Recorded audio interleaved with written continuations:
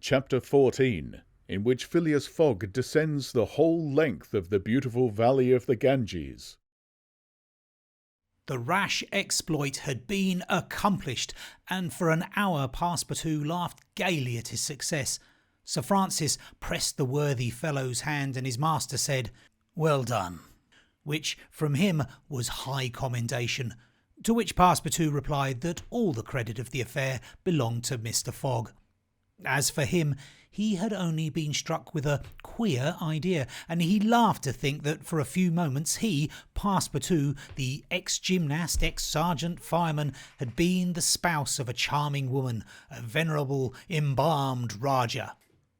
As for the young Indian woman, she had been unconscious throughout of what was passing, and now, wrapped up in a travelling blanket, was reposing in one of the howdahs. The elephant, thanks to the skilful guidance of the Parsee, was advancing rapidly through the still darksome forest, and, an hour after leaving the pagoda, had crossed a vast plain. They made a halt at 7 o'clock, the young woman being still in a state of complete prostration. The guide made her drink a little brandy and water, but the drowsiness which stupefied her could not yet be shaken off. Sir Francis, who was familiar with the effects of the intoxication produced by the fumes of hemp, reassured his companions on her account, but he was more disturbed at the prospect of her future fate. He told Phileas Fogg that, should Aouda remain in India, she would inevitably fall again into the hands of her executioners. These fanatics were scattered throughout the county, and would, despite the English police, recover their victim at Madras, Bombay or Calcutta.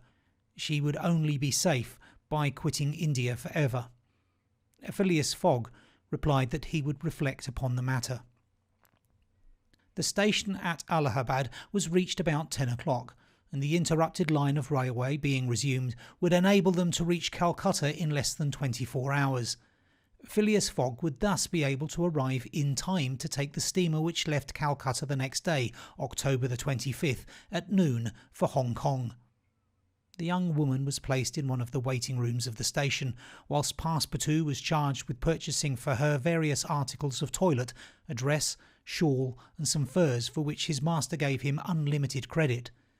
Passepartout started off forthwith, and found himself in the streets of Allahabad, that is, the City of God, one of the most venerated in India, being built at the junction of the two sacred rivers, Ganges and Jumna, the waters of which attract pilgrims from every part of the peninsula. The Ganges, according to the legends of the Ramayana, rises in heaven, whence, owing to Brahma's agency, it descends to the earth. Passepartout made it a point, as he made his purchases, to take a good look at the city. It was formerly defended by a noble fort which had since become a state prison. Its commerce has dwindled away, and Passepartout in vain looked about him for such a bazaar as he used to frequent in Regent Street. At last he came upon an elderly, crusty Jew who sold second-hand articles, and from whom he purchased a dress of Scotch stuff, a large mantle, and a fine otter-skin pelisse, for which he did not hesitate to pay £75, and then returned triumphantly to the station. The influence to which the priests of Pelagi had subjected Aouda began gradually to yield, and she became more herself, so that her fine eyes resumed all their soft Indian expression.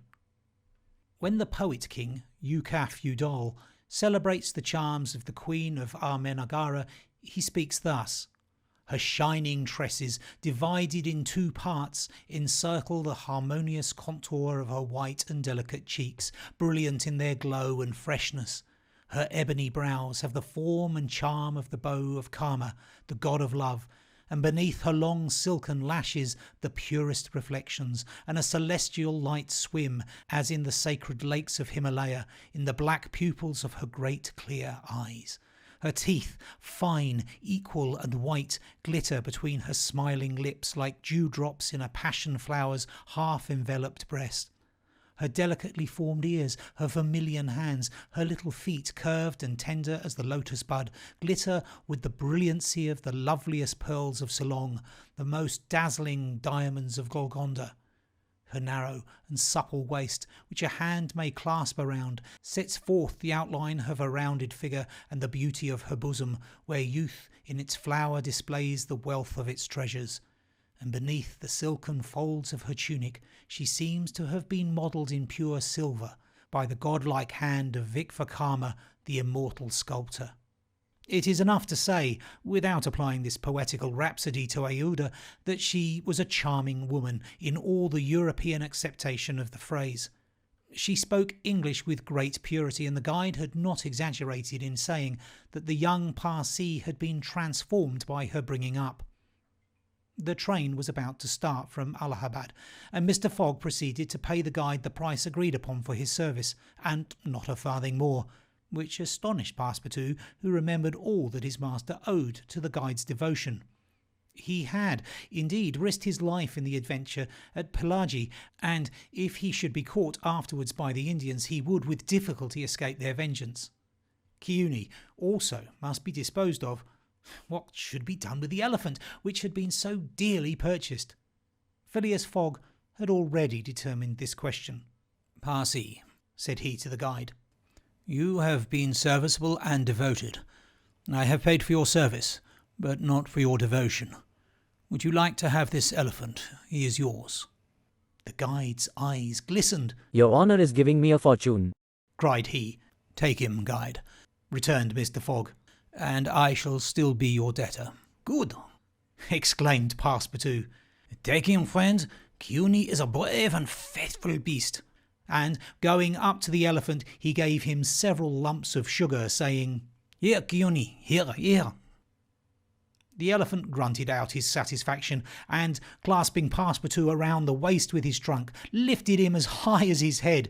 Passepartout, not in the least alarmed, caressed the animal, which replaced him gently on the ground. Soon after, Phileas Fogg, Sir Francis Cromarty and Passepartout, installed in a carriage with Aouda, who had the best seat, were whirling at full speed towards Benares. It was a run of 80 miles, and was accomplished in 2 hours. During the journey the young woman fully recovered her senses. What was her astonishment to find herself in this carriage, on the railway, dressed in European habiliments, and with travellers who were quite strangers to her. Her companions first set about fully reviving her with a little liquor, and Sir Francis narrated to her what had passed, dwelling upon the courage with which Phileas Fogg had not hesitated to risk his life to save her, and recounting the happy sequel of the venture, the result of Passepartout's rash idea. Mr. Fogg said nothing, while Passepartout, abashed, kept repeating that "it wasn't worth telling." Aouda pathetically thanked her deliverers, rather with tears than words. Her fine eyes interpreted her gratitude better than her lips. Then, as her thoughts strayed back to the scene of the sacrifice and recalled the dangers which still menaced her, she shuddered with terror. Phileas Fogg understood what was passing in Aouda's mind, and offered, in order to reassure her, to escort her to Hong Kong, where she might remain safely until the affair was hushed up, an offer which she eagerly and gratefully accepted. She had, it seems, a Parsee relation who was one of the principal merchants of Hong Kong, which is wholly an English city, though on an island on the Chinese coast.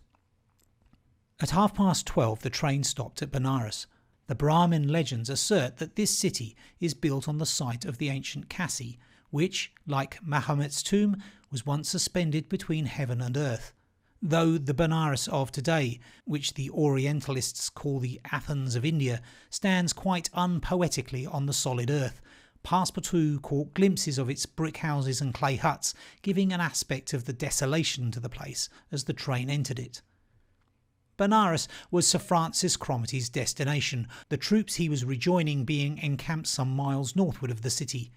He bade adieu to Phileas Fogg, wishing him all success, and expressing the hope that he would come that way again in a less original but more profitable fashion.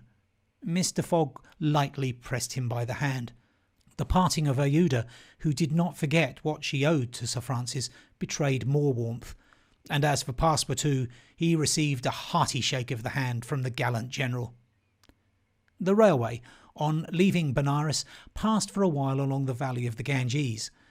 Through the windows of their carriage, the travellers had glimpses of the diversified landscape of Bihar, with its mountains clothed in verdure, its fields of barley, wheat and corn, its jungles peopled with green alligators, its neat villages, and its still thickly leaved forest. Elephants were bathing in the waters of the sacred river, and groups of Indians, despite the advanced season and chilly air, were performing solemnly their pious ablutions. These were fervent Brahmins, the bitterest foes of Buddhism, their deities being Vishnu, the solar god, Shiva, the divine impersonation of natural forces, and Brahma, the supreme ruler of priests and legislators. What would these divinities think of India, anglicised as it is today, with steamers whistling and scudding along the Ganges, frightening the gulls which float upon its surface, the turtles swarming along its banks, and the faithful dwelling upon its borders?